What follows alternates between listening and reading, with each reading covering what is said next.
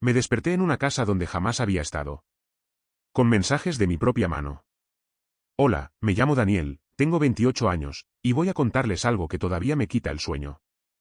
Es la historia de cómo desperté en una casa completamente desconocida, rodeado de mensajes escritos con mi propia letra. Mensajes que yo no recordaba haber escrito. Todo comenzó un martes normal. O al menos, eso es lo último que recuerdo con claridad. Había ido al trabajo, tuve reuniones, almorcé con mi compañero Miguel. Recuerdo haber llegado a casa sobre las 7 de la tarde, cansado pero normal. Cenado algo rápido. Vi media hora de una serie. Me acosté cerca de las 11. Y entonces, nada. El siguiente recuerdo es despertarme en una habitación que nunca había visto en mi vida. Abrí los ojos lentamente. El techo era diferente. Blanco, con vigas de madera expuesta. Mi techo es liso, pintado de gris claro. Este no era mi dormitorio. Me incorporé de golpe, el corazón acelerándose. La cama era grande, cómoda, con sábanas blancas impecables. Pero no era mi cama. La habitación era amplia, minimalista, con muebles de madera clara. Una ventana grande dejaba entrar luz natural intensa. ¿Dónde estaba? Me levanté, mareado. Llevaba mi pijama, el mismo con el que me había acostado. Eso era reconfortante y aterrador al mismo tiempo. Alguien me había traído aquí mientras dormía, sin cambiarme de ropa. Salí de la habitación con piernas temblorosas. Un pasillo corto conducía a una sala de estar moderna. Todo estaba impecablemente limpio.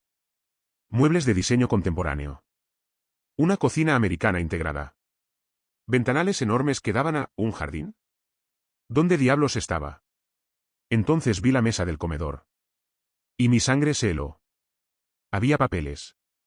Muchos papeles. Organizados en pilas ordenadas. Y junto a ellos, una taza de café humeante. Recién hecho. Me acerqué con cautela, como si los papeles fueran a explotar. El olor del café era real, intenso. Lo toqué. Estaba caliente. Alguien había hecho café. Recientemente. Tomé el primer papel con manos temblorosas. Era una nota escrita a mano. Y reconocí la letra inmediatamente. Era la mía. Daniel, sé que estás confundido. Es normal. Lee todo con calma. Confía en el proceso. Mi letra. Mi forma de escribir las Ds con ese bucle característico. Mi forma de firmar la J en mi nombre. Pero yo no recordaba haber escrito eso. Tomé el siguiente papel, las manos temblando más. Martes, 6 de abril. Hoy decidiste almorzar con Miguel en lugar de quedarte trabajando. Pediste el menú del día, pescado con patatas. Miguel pidió la hamburguesa. Hablaron sobre el proyecto nuevo durante 45 minutos. Eso era, exacto. Cada detalle era correcto. ¿Pero cómo? ¿Cuándo había escrito esto? Revisé la fecha del papel. Estaba fechado el lunes 5 de abril. El día anterior. Imposible. Yo no había escrito sobre el martes el lunes. No podía predecir que iba a pedir de almuerzo. El siguiente papel. Miércoles, 7 de abril.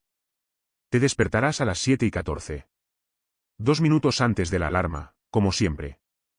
Considerarás hacer ejercicio, pero al final decidirás ducharte directamente. Desayunarás cereales, no tostadas, porque la leche expira en 2 días y quieres terminarla. Miré la fecha de hoy en mi reloj. Miércoles, 7 de abril. Este mensaje estaba escrito el martes. Describiendo mi día de hoy. Un día que aún no había sucedido cuando fue escrito. Y lo más perturbador, era exactamente mi patrón. Siempre me despertaba minutos antes de la alarma. Siempre consideraba hacer ejercicio y lo posponía. Y sí, tenía esa manía de acabar productos antes de que expiraran. ¿Cómo alguien podía saber esos detalles tan íntimos? Había más papeles. Muchos más. Uno describía una conversación telefónica con mi madre del jueves pasado. Palabra por palabra. Incluyendo la parte donde ella mencionó que mi tía Elena estaba enferma, algo que yo había olvidado completamente. Otro detallaba mi rutina de la mañana del viernes. ¿Qué ropa elegí? ¿En qué orden me vestí? Calcetines primero, luego pantalones, luego camisa. Exactamente como lo hago siempre. Otro predecía que el sábado recibiría un mensaje de Laura, una exnovia, y que no respondería inmediatamente porque estaría nervioso. Eso había pasado. Exactamente así. Cada papel era más perturbador que el anterior. No eran solo observaciones. Eran predicciones. Anticipaciones de mis decisiones. Como si alguien conociera mi mente mejor que yo mismo. El pánico comenzó a instalarse. Revisé mis bolsillos. No tenía mi teléfono. Busqué por toda la casa. Nada. No había teléfono fijo. No había computadora. No había forma de comunicarme con el exterior. Corrí hacia la puerta principal. ¿Cerrada? No con llave, sino algo más sofisticado. Un panel digital que requería código. Intenté varias combinaciones. Mi cumpleaños. El de mi madre. Números aleatorios. Nada funcionaba. Las ventanas. Corrí hacia ellas. Grandes, modernas, y no se abrían. Vidrio grueso, probablemente reforzado. Golpeé con el puño. No cedió ni un milímetro. Estaba atrapado. Volví a la mesa, respirando agitadamente. Tenía que haber más información. Tenía que entender qué estaba pasando. Revisé los papeles restantes. Había uno más grande, doblado. Lo abrí. Era un mapa. Un plano de la casa. Con opciones en los mapas. Mi letra otra vez. Sala de estar, observa los cuadros. Cocina, revisa el cajón superior izquierdo. Habitación secundaria, busca debajo de la cama. ¿Qué era esto? ¿Una búsqueda del tesoro macabra? No tenía opciones. Empecé por la sala de estar. Los cuadros eran abstractos, modernos. Los revisé uno por uno. Detrás del tercero, encontré otro sobrepegado a la pared. Daniel, estás siguiendo las instrucciones. Bien. Todo tiene un propósito. Sigue adelante. La letra era mía, pero el tono era extrañamente distante. Como si yo estuviera dándome instrucciones a mí mismo desde afuera. Fui a la cocina. Cajón superior izquierdo. Lo abrí. Cubiertos, nada especial. Pero debajo de la bandeja de cubiertos, otro papel. Has estado tomando decisiones en piloto automático. ¿Cuándo fue la última vez que realmente elegiste algo? Que no fuera predecible. Esa pregunta me golpeó. No podía recordar. Mi vida era rutina. Trabajo, casa, series, dormir. Fin de semana, gimnasio, compras, amigos ocasionales. Todo predecible. Fui a la habitación secundaria. Debajo de la cama, encontré una caja de metal. Dentro, más papeles. Estos eran diferentes. No eran notas. Eran gráficos. Diagramas de flujo. Mostrando mis decisiones diarias como un algoritmo. Si es martes, entonces almuerzo con Miguel. Si es viernes, entonces pizza para cenar. Si recibo mensaje de Laura, entonces ansiedad, entonces demora en respuesta. Mi vida reducida a patrones predecibles. A opciones binarias. Como un programa de computadora. Y entonces vi el último papel en la caja. Era más personal. Más emocional. Daniel, has vivido en automático durante años. Cada decisión que tomas es predecible porque has dejado de realmente decidir. Te has convertido en una serie de hábitos. Este experimento es para mostrarte cuán predecible eres. Cuánto control has cedido sin darte cuenta. Es hora de despertar. Realmente despertar. Firmado, tú. La versión que quiere cambiar. No entendía. ¿Qué significaba esto? ¿Había escrito yo todo esto? ¿En algún estado alterado? ¿Hipnosis? ¿Drogas? Volví a la sala principal. Había un papel más que no había visto antes. En el centro de la mesa. Como si hubiera aparecido mientras yo buscaba. Última instrucción, la salida está donde menos esperarías buscarla. Confía en ti. Esto es por tu bien. Y debajo, una llave. Pequeña, antigua, de bronce. La tomé. ¿Dónde había una cerradura antigua en esta casa moderna? Revisé puertas, cajones, armarios. Nada. La casa era completamente contemporánea. No había cerraduras antiguas. Entonces recordé. La puerta trasera. Había pasado junto a ella sin prestarle atención. Era diferente del resto de la casa. Más vieja. De madera maciza. Corrí hacia ella. Tenía una cerradura antigua, de bronce. Exactamente del tamaño de la llave. Con manos temblorosas, inserté la llave. Giró suavemente. La puerta se abrió. Salía un jardín trasero. Pequeño, cuidado, con césped perfectamente cortado. Y más allá, una verja. También abierta. Atravesé el jardín casi corriendo. Pasé la verja. Y entonces me detuve en seco. La calle estaba vacía. Completamente vacía. Casas a ambos lados. Coches estacionados. Buzones. Todo perfectamente normal. Excepto que no había absolutamente nadie. Ni personas. Ni perros. Ni pájaros. Silencio total. Caminé por la calle, desconcertado. Las casas parecían habitadas. Cortinas en las ventanas. Macetas con plantas. Pero nadie adentro. Llegué a una esquina. Leí el cartel, Urbanización Nuevos Horizontes. Nunca había oído ese nombre. Mi coche. Tenía que encontrar mi coche. Recorrí varias calles. Todas iguales. Vacías. Silenciosas. Entonces lo vi. Mi Honda Civic gris. Estacionado perfectamente en una plaza, a 3 calles de la casa donde había despertado. Corrí hacia él. Probé la puerta. Abierta. Las llaves estaban en el contacto. En el asiento del pasajero, otro sobre. Por supuesto. Lo abrí con dedos torpes. Daniel, este era el último paso. Has salido. Has confiado. Has seguido el proceso incluso sin entenderlo. Dentro del coche encontrarás tu teléfono, tu cartera, todo lo que necesitas. Puedes irte ahora. Volver a tu vida. Pero espero que recuerdes esta experiencia. Espero que entiendas el mensaje, estás viviendo en piloto automático. Tus decisiones no son decisiones, son patrones. Si quieres realmente vivir, tienes que romper esos patrones. Tienes que elegir conscientemente, no automáticamente. Esta casa, este experimento, fue diseñado para mostrarte eso. No sé quién lo organizó. No sé cómo accedieron a tu información. Pero el mensaje es claro, despierta. Realmente despierta. La vida es demasiado corta para vivirla dormido. Confía en ti. Revisé la guantera. Ahí estaba todo. Mi teléfono. Mi cartera. Mi documentación. Todo intacto. Encendí el teléfono. Miércoles, 7 de abril. 10:15 de la mañana. Había perdido 11 horas. Desde que me acosté hasta ahora.